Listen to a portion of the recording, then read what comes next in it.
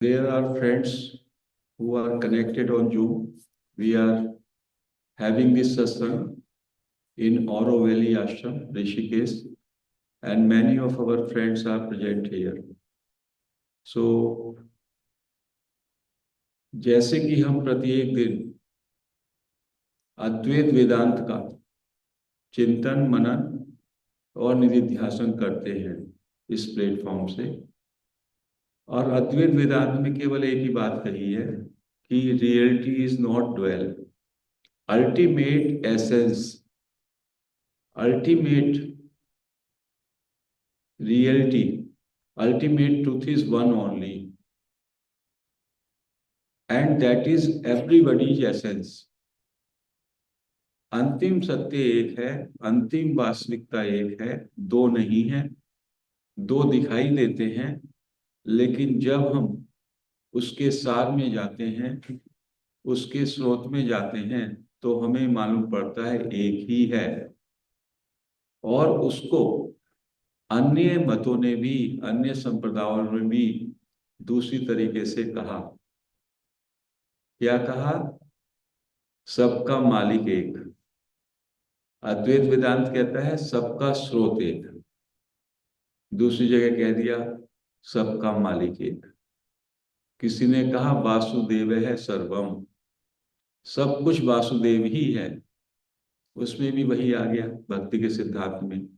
तो जैसे भी हम लोग उस सत्य को जाने, बुद्ध ने जाना, शब्दों का दूसरा प्रयोग किया, महावीर ने कुछ और प्रयोग किया, आदि शंकराचार्य ने कोई और शब्दों का प्रयोग किया, लेकिन जो वास्तविकता है, उसका जो अनुभूति है, उस अनुभूति को जो किया वो वैसे का वैसा ही किया, क्योंकि सत्य हो ही नहीं सकते।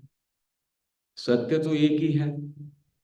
यदि स्वीटनेस है तो स्वीटनेस का टेस्ट मैं करूंगा या कोई भारत के दूसरे साउथ का रहने वाला करे या उसको अमेरिका करे, नाम अलग अलग देंगे अपनी भाषा से, अपने शब्दों से, उस समय के जो भी तत्कालिक परिवेश है उससे उनका नामकरण वो करेंगे। लेकिन वास्तव में उसका जो अनुभूति होगी, उसका जो टेस्ट होगा, test will be the same. हो सकता है किसी व्यक्ति का टेस्ट करने का उपकरण ही खराब हो जाए, तो किसी को मीठा खट्टा लगता है या कड़वा लगता है, तो वो उस व्यक्ति विशेष होगी। अन्यथा जो टेस्ट है, हनी का जो टेस्ट है, टेस्ट है, वो मीठा ही होता है। तो ऐसे ही जो ये सत्य है, सत्य का जिसने भी बोध किया, जिसने भी इस सत्य को, उसका टेस्ट वही है, और उस टेस्ट को लोग बयान नहीं कर, व्यक्त नहीं कर पाए, क्योंकि वो शब्दों की पकड़ में नहीं आएगा, वो विचारों की भी पकड़ में नहीं आएगा। शब्द और विचार की सीमाओं से परे है। जब एक शहर लाहौर है तो भारतवर्ष में खोजते रहिए तो मिल सकता है क्या लाहौर? कोई आदमी से पूछा, उसने कहा हाँ वहां चले, किसी ने कहा बाड़मेर चले जाइए, वहां चले गए। लेकिन क्या आप जब तक भारतवर्ष की सीमा पार करके पाकिस्तान में नहीं जाएंगे, तो ऐसे ही जब तक आप मन बुद्धि शब्द और विचारों के क्षेत्र में रहेंगे, अव्यक्त परमात्मा वो जो है उसका बोध नहीं हो पाएगा। क्योंकि गीता भी कहती है, भगवत गीता भी कहती है, अव्यक्तो अयम अचिंत्यो अयम अविकार्यो अयम उच्यते। मैं अव्यक्त हूं, ये आत्मा अव्यक्त है, अचिंत्य है, उसका चिंतन भी नहीं हो सकता, अविकार्य निर्विकार है, ऐसा आत्मा को कहा गया। अव्यक्त, इनविजिबल, अचिंत्य, अविचार्य मतलब उस पर विचार नहीं कर सकते। अवकार्यो, निर्विकार। तो इसलिए हम संकेत के रूप में उसकी बात तो कर रहे हैं शब्दों से, और मैं शब्द बोल रहा हूं, उससे पीछे मेरे विचारों का जन्म हो रहा है, लेकिन उसका मैं एहसास कर रहा हूं, उससे वो विचार और शब्द और आपको शब्द पहुंच रहे हैं। अब आप भी शब्द से, विचार से उसको निशब्द में डाल महसूस करें। ये सांकेतिक भाषा है, क्योंकि हमारा जो कम्युनिकेशन का आधार है वो शब्दों का है अभी, लेकिन उसके पीछे जो संकेत है वो संकेत शब्दों के पार जा रहा है। आत्मा का जब हम चिंतन करते हैं, ब्रह्म विद्या का चिंतन करते हैं, क्योंकि वो अव्यक्त का क्षेत्र है, वो निर्विकार का क्षेत्र है, वो बिना रूप का, बिना चिंतन का जो क्षेत्र है वहां पे जाने का है। इसका मतलब क्या हुआ? जो भी हमें दिखाई दे रहा है ये जगत है, और जो भी हम मन से सोचते हैं उसके क्षेत्र से वो बाहर की चीज है, ये समझ लीजिए। यदि हमने यहाँ पे कोई फोटो लगा ली, ये आत्मा की फोटो है, या ये लाइट देखो, तो उससे कैसे उसको अव्यक्त को आप जान पाएंगे? और अद्वैत वेदांत की ये बड़ी अच्छी बात है कि बहुत सारे मतों में, बहुत सारे स्कूल्स में उस आत्मा को अपने से अलग तरीके से आपको होना बताया गया। मैं अलग हूं, और आत्मा को मैं फेस टू फेस देख सकता हूं, जैसे आत्मा कोई ऑब्जेक्ट। तो आत्मा तो कोई ऑब्जेक्ट नहीं है, आत्मा कोई वस्तु और पदार्थ तो नहीं है जिसको आप ऐसे देख पाओगे जैसे मैं आपको देख रहा हूं, या मैं इस को देख रहा हूं, या मैं इस भवन को देख रहा हूं। लेकिन हमने पूरे जीवन में सब्जेक्ट ऑब्जेक्ट रिलेशनशिप से ही ज्ञान ग्रहण किया। भौतिक विषयों का ज्ञान ऐसे ही ग्रहण करते हैं। तो हमने सोचा आत्मा भी कोई ऑब्जेक्ट होगा, जबकि आत्मा मेरा स्वयं का एसेंस है, मेरा स्वयं का जो वास्तविक सार है, वास्तविक तत्व है, अधिष्ठान है, वो स्वयं आत्मा है। और वो अव्यक्त है, अचिंत्य है, और निर्विकार है। और उसके ही अधिष्ठान से, उसके ही प्रकाश से मैं जीवंत प्रतीत होता हूं, या मैं जीवंत लग रहा हूं। और वही तत्व आप सब में है। लेकिन गलती क्या होती है? हमने पूरे जीवन सब्जेक्ट ऑब्जेक्ट रिलेशनशिप में किसी को जानने का सोचा। भूगोल के विषय में पढ़ेंगे, नदी के विषय में, पहाड़ के, वो वस्तु पदार्थ हैं जगत के, तो उनके विषय में ऑब्जेक्ट के रूप में उन्हें जानेंगे। यहाँ पर जो वो जानने वाला आधार है, उसको जानने की बात है। तो दूसरे श्लोक में फिर से भगवत गीता कहती है, अव्यक्ता दीनी भूतानी व्यक्त मध्यानि भारत। अव्यक्ता दीनी मध्यानि एव कुत्र च परिवेदना। हे अर्जुन, भरत, हे अर्जुन, शुरू में अव्यक्ता दीनी, सारे प्राणी जन्म से पहले अव्यक्त हैं, अव्यक्त में थे, उनका कुछ अता पता नहीं था। व्यक्ता दीनी मध्यानि, मध्य में मतलब जन्म के बाद और मृत्यु तक वो मध्य में व्यक्त हुए। अव्यक्ता दीनी निधनानी, जब उनका निधन होगा तो निधन के बाद फिर अव्यक्त में चले जाएंगे। तो पुत्र चय परिवेदना, हे अर्जुन फिर शोक क्यों करते हो? अरे अव्यक्त से ही आए, थोड़े समय के लिए व्यक्त हो गए, फिर अव्यक्त में चले जाएंगे। तो सच्चा घर कौन सा है?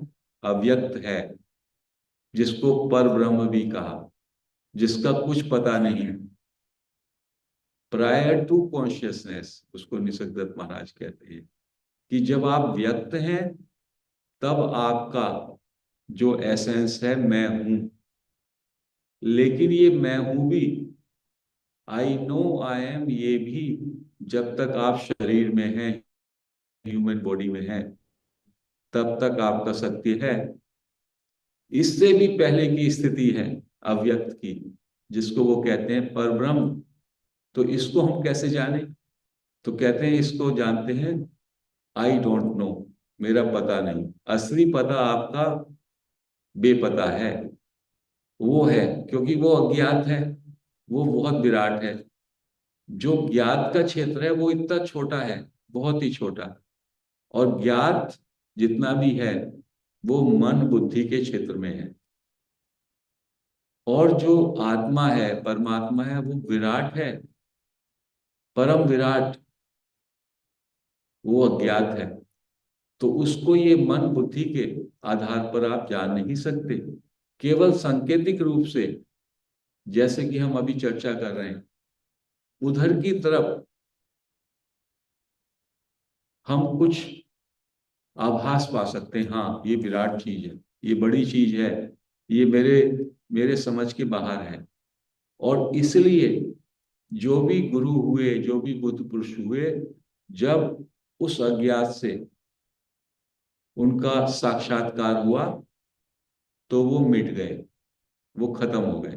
Your individuality will collapse, your sense of separation will collapse. एक छोटा सा, इतना छोटा सा तिनका वो फायर के सामने चला जाए, या एक पानी की छोटी सी बूंद, पानी की बूंद बहुत छोटी सी, वो सागर को क्या नापेगी? वो सागर में ही समा जाएगी। तो अज्ञात के जब किनारे पे पहुंचते हैं तो आप, जो ज्ञात है वो मिट जाता है, ज्ञात का कोई अस्तित्व नहीं है अज्ञात के सामने। अज्ञात इतना विराट है, वही है परब्रह्म। और ये जो मैं हूं, आई नो आई एम, जो निसर्गदत्त कह रहे हैं, ये एक तरीके से सीमा है, एक तरीके से बॉर्डर लाइन है। कहते हैं इसके द्वार दोनों तरफ खुलते हैं। मैं हूं के साथ जब आपने जोड़ दिया, मैं शरीर हूं, तो मैं और मेरे से संसार का निर्माण हो जाएगा। और जब केवल मैं हूं पे खड़े रहे, तो ये मैं हूं पे खड़े रह करके ये दरवाजा आपको अंदर की तरफ धकेल देगा अज्ञात में। वही है आत्मबोध। तो ये इसको कहा, this is the disease and this is the medicine. गुरु ने बता दिया बीमारी क्या है ये। यदि ये मैं हूं का भाव जन्म ना लेता तो आप बाकी सब चीजों से चिपक ना पाते। मैं हूं के कारण ही, मैं शरीर हूं, मैं इंसान हूं, मैं मेल हूं, मैं फीमेल हूं, मैं सेठ हूं, मैं अधिकारी हूं, मैं हूं के साथ ही सारी सारी चीजें चिपका करके आपने इतना बड़ा जग संसार का निर्माण कर लिया। तो उस गुरु कह रहे हैं, तो ये डिजीज हो गई, मैं हूं से ही डिजीज बनी।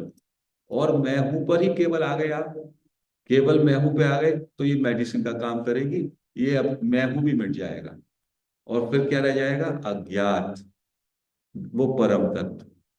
तो इसलिए मैं हूं की को डिजीज ना मान के उसको मेडिसिन की तरह इस्तेमाल करो। इसका दूसरा नाम मूल माया भी कहा। मूल माया क्या है? मूल होता है माया की जड़। मैं हूं से माया का शुरुआत होती है। मैं हूं के साथ जो जो जोड़ते चले जाएंगे, जैसे पेड़ का जो है निकला, फिर उसका तना बना, पत्तियां बनी, तो मैं हूं के साथ जुड़ करके ही सारा संसार का आप निर्माण करते हैं। दूर होता चला जाता है और ज्यादा। तो ये मैं हूं एक सूत्र है, अद्वितीय सूत्र है। ऐसा गुरु तरह से बता रहा है क्या आत्मा है, क्या परमात्मा है, क्या उसका सूत्र। और ये सूत्र भी किस तरीके से दो दरवाजे वाला है। दरवाजा बाहर भी खुलता है, अधिकतर बाहर ही खोला हुआ दरवाजा हमने। वैसे दरवाजे बाहरी खोलने की, हमको बाहरी जाने के लिए अंदर आने के लिए तो बस रात रात को आए तो सो गए। यही हमारा है दिनचर्या, कि हम जो है सोचते हैं हमारा जीवन जो है बाहर निकल के संसार में सारी प्रक्रिया करना, नौकरी करना, चाकरी करना, मौज मस्ती करना, वो बाहर ही करते हैं। तो दरवाजा खोलते हैं, बाहर निकल जाते हैं, रात को आते हैं तो सो जाते हैं। तो I the door which opens both side. बाहर खुलेगा तो जगत का निर्माण हो जाएगा। तो I am is disease also, अंदर खुलेगा I am is the medicine also. ये आपको परम तत्व से, अपने परम सत्ता से, जो कि एटर्निटी, जिसका कभी जन्म नहीं हुआ, जिसका कभी मरण नहीं हुआ, सागर की तरह है, या आकाश कहिए। सागर तो बहुत छोटी चीज है, क्योंकि आपको मालूम है ये प्लेनेट, प्लेनेट की भी क्या अस्तित्व में कितनी छोटी सी चीज है प्लेनेट। कहते हैं एक धूल के कण के समान। This planet earth is not even a speck of dust in the entire existence. और एग्जिस्टेंस अभी भी लगातार बढ़ती जाती है, बढ़ती जाती है। और उसमें हमारा क्या अस्तित्व है, उस तरह से देखें। और कहते हैं ये जो ज्ञात है जितना, दिस इज ऑल नोन। एक तरीके से जो क्रिएशन है वो तो नोन है। अननोन तो जो है वो अगम है, अपार है, अनंत है, और वो आप है। समवेयर ही इज राइटिंग, जो ये क्रिएशन हुआ, बिग बैंग की थियरी, which must be billions of years ago. दे कुछ थियरीज की बात होती है कि कैसे ये क्रिएशन शुरू हुई। कहते हैं उससे भी पहले आप थे, you were before that also. पर बिग बैंग से पहले भी आप थे। द सेम धाई ऑल्सो सेइंग।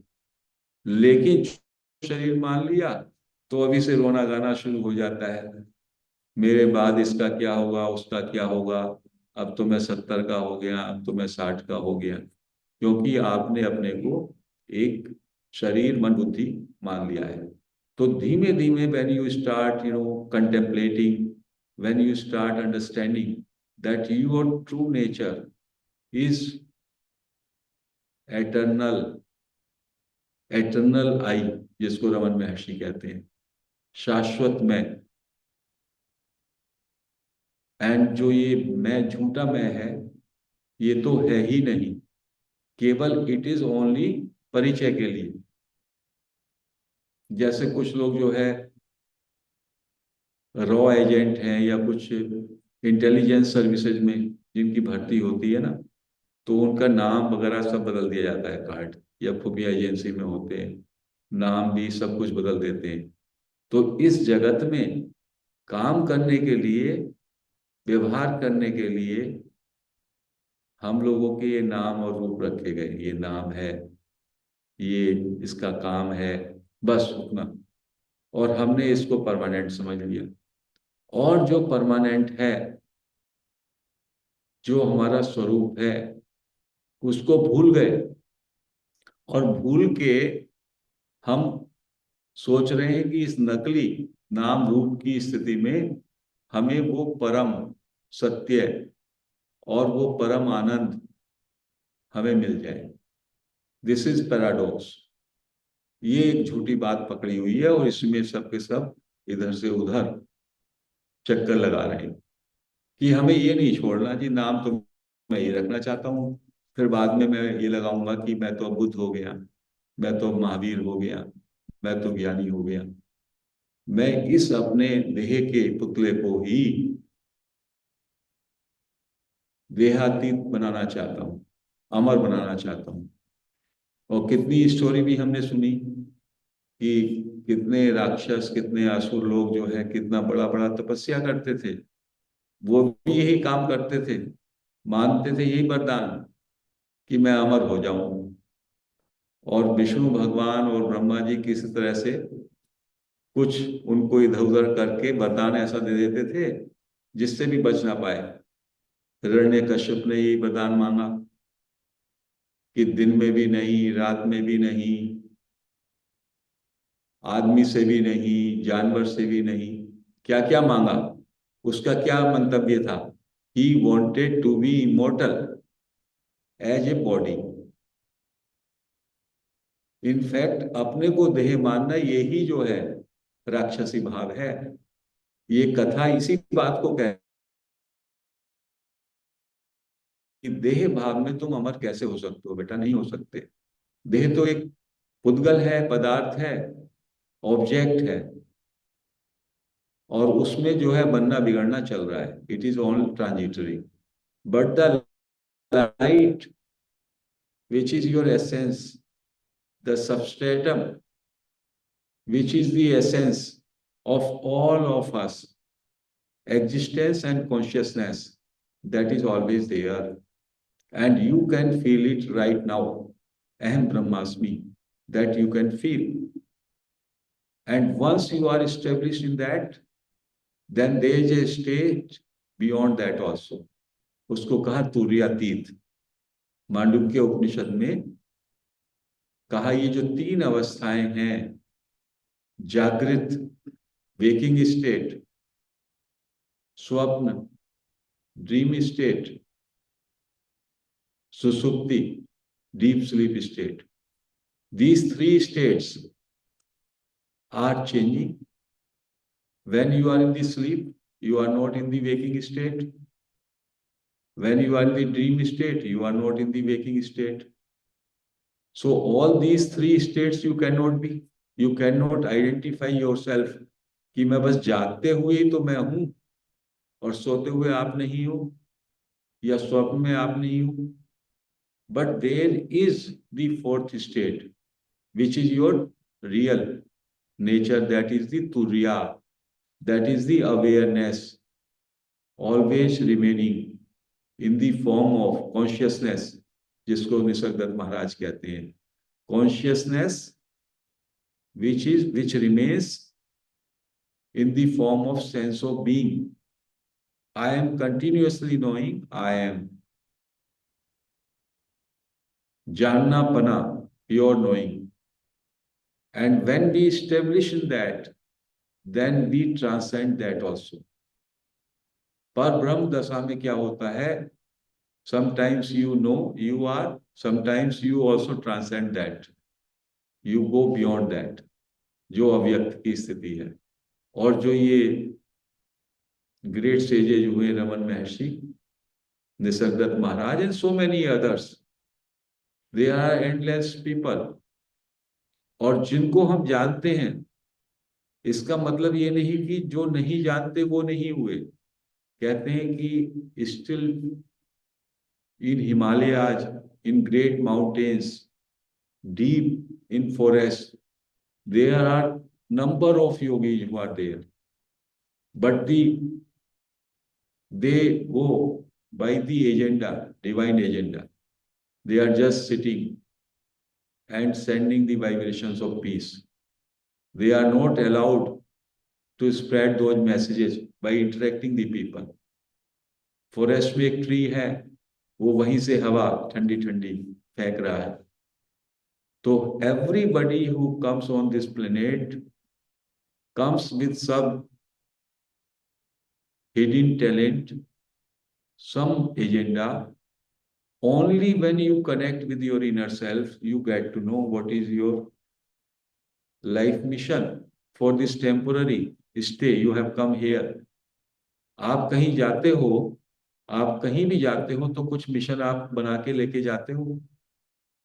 यदि यहाँ से आप मान लो कोई एम्प्लॉयमेंट में हो, तो आपका एम्प्लॉय कहेगा बॉम्बे चले जाइए, तो then there is some objective, you fulfil that.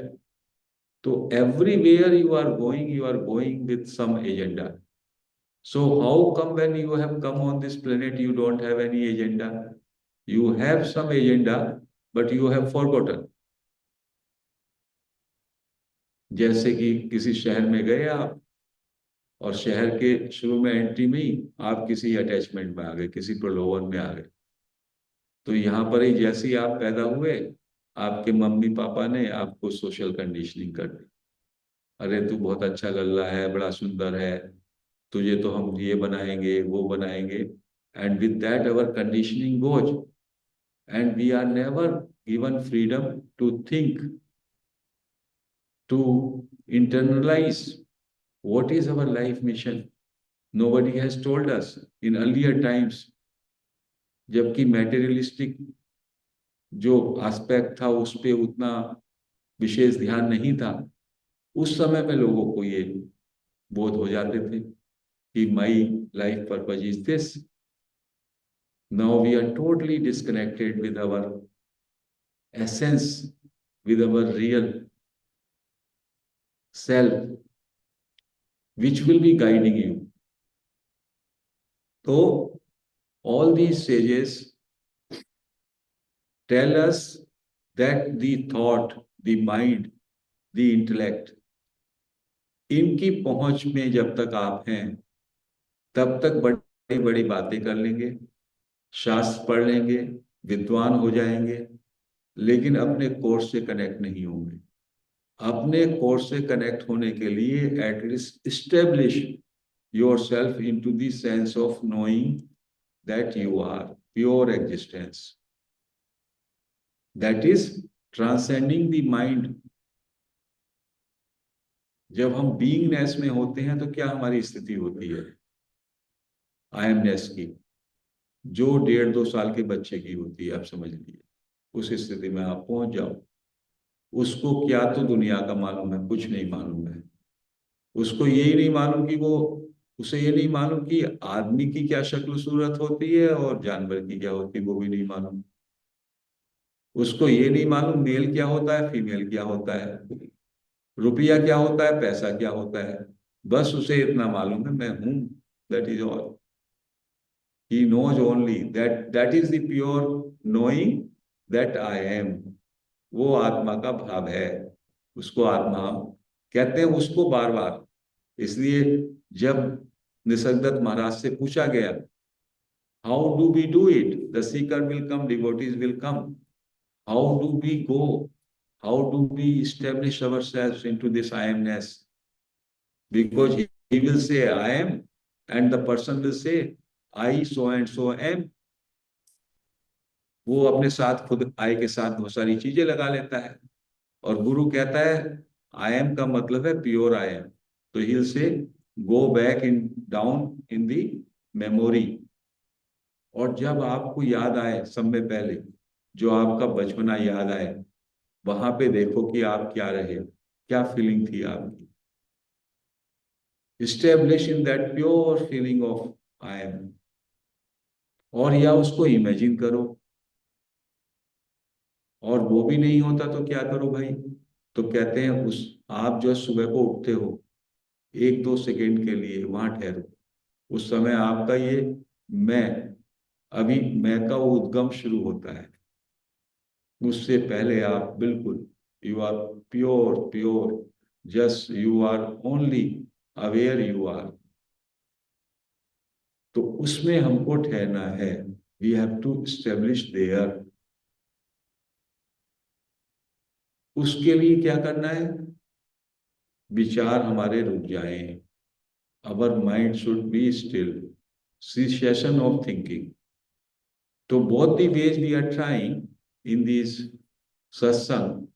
एक तरफ तो हम प्योर नोइंग में, प्योर आयमनेस में ऐसे ही जाने का चेष्टा करें, और बीच बीच में यदि हम अपने माइंड को कुछ समय के लिए भी रोक दें, if there is cessation of mind, cessation of thinking, then immediately you are in that state. यदि आपका मन रुक जाता है तो आप प्योर नोइंग में ही होते हैं। तो पहले उसको इधर से कर लीजिए या उधर से कर लीजिए, फिर बात आएगा कि उस नोइंगनेस में वो एक्नोलेज करना, कॉग्निशन ऑफ दैट स्टेट। क्योंकि कभी कभी वो होता है लेकिन वो है कि नहीं है, इसमें संशय रहता है। तो उसमें धीमे धीमे आप जब स्टेब्लिश होगे, तब आपको अंदर से आपका वही सोर्स आपको बताएगा, yes you are here, you are here and now. So this is a direct path, because इसमें जो रास्ते का तमाम सारी चीजें हैं, यम है, नियम है, आसन है, प्राणायाम है, योग है, इन सब चीजों को छोड़ के the guru takes you directly where you have to be. It is not that कि these things are not required. They might have been necessary and still you need to work. But गुरु कहता है पहले तुम देख लो भाई, पहले तुम अपना अंतिम कहाँ पे विराजना है, वहां पे तो आपको मैं अभी दिखा देता हूँ, दिस इज दिस, पूरे का पूरा। ये नहीं कि गुरु कह रहा अभी तू बेटा ये कर। ऑल टाइम पे क्या होता था, गुरु के पास शिष्य जाता था, अभी देखो मैं तुमको ये सूत्र देता हूँ, 2 साल इस पे काम करो, वो चला जाएगा, he had so much of patience, और फिर जो है आएगा। अभी यहाँ पे in the direct path, this is the entire wisdom which the guru is telling you, and guru is also guiding you to be there, and being there, of course thereafter you have to orient yourself, you have to orient, you have to adjust to that elevation।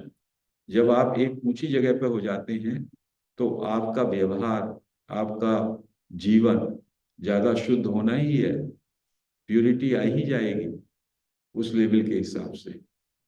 एक भिक्षा भिखारी है, वो भीख मांगता है, नीचे है, तो उसको तो ठीक है भाई, भिखारी है, भीख नहीं मांगेगा तो कैसे काम करेगा। एक राजा बन जाए और राजा बन करके वो भीख मांगे तो नहीं चलेगा ना। So once you are establish in that position, then your entire conduct will also undergo a lot of transformation. That is orientation. He will not expect anything. For him, everything is already there. He will understand that. He will be full of abundance. He will be full of peace, full of bliss. वो चीजें automatically, तो इसलिए direct path में उन्होंने ये कहा, या तो पहले धीमे धीमे सीढ़ी से चढ़ करके अपने को शुद्ध करते हुए वहां पहुंचो। इन्होंने कहा हम वहीं पहुंचा देते हैं, जब तुमको हमने प्रिंस बना दिया, इफ यू आर नाउ राजा, तो ऑटोमेटिकली राजा की तरह व्यवहार करोगे, ऐसा। सो उसको कहते हैं ओरिएंटेशन और readjustment. After taking a jump, at that state you orient yourself, that happens. तो friends, we have to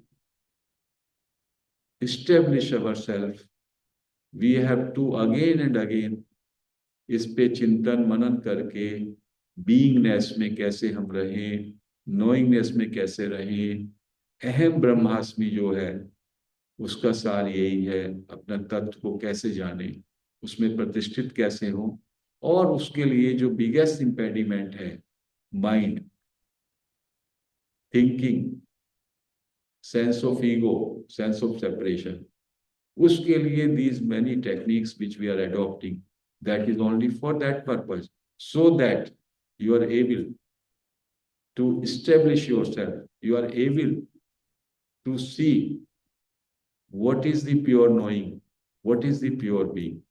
That is the purpose of these discourses, that is the purpose of taking you into silence. That is not a practice, that is not a meditation, but since there is no other name, we call it meditation, or we call it meditation or practice. But this is no practice. This is your true nature. ये हमारा स्वभाव है, ये हमारा निज धाम है. It is coming back home, staying in here and now. So that we have been doing. So friends, today we conclude this discourse here. Hari Om.